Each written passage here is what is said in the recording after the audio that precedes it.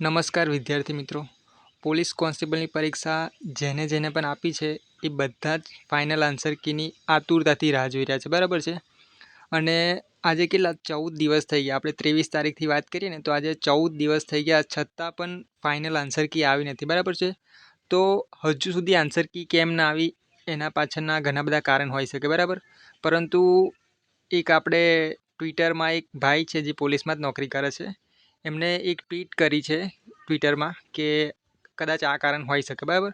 હવે જો આ માહિતી છે ને એ ઓફિશિયલ નથી. આ માત્ર એમને કીધું છે કે આ માત્ર આવું હોઈ શકે, પણ એ ઓફિશિયલ એવું જાહેર નહીં કરતા કે આવું જ હશે, બરાબર છે. તો એ પોલીસમાં છે, બરાબર, એટલે એમને થોડોક અંદાજો લગાવ્યો કે આવું કદાચ હોઈ શકે. તો આપણે જોઈએ કે શું કહેવા માંગે છે, બરાબર એ ભાઈ.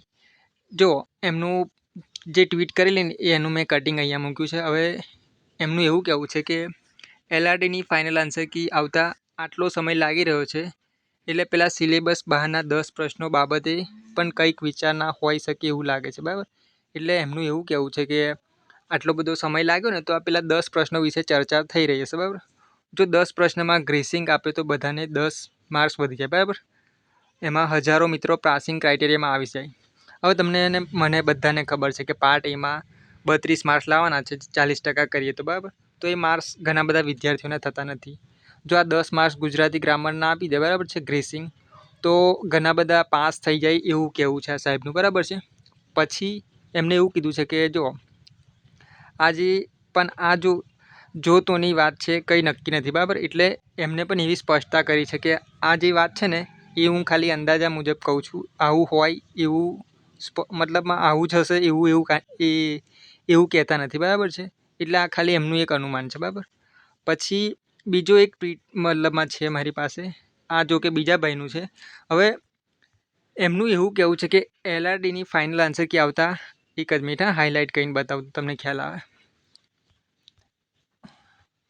હવે એમનું એવું કહેવું છે કે LRTની ફાઇનલ આન્સર કી આવતા આટલો સમય લાગી રહ્યો છે, એટલે પેલા સિલેબસ બહારના 10 પ્રશ્નો બાબતે પણ કંઈક વિચાર ના હોઈ શકે એવું લાગે છે.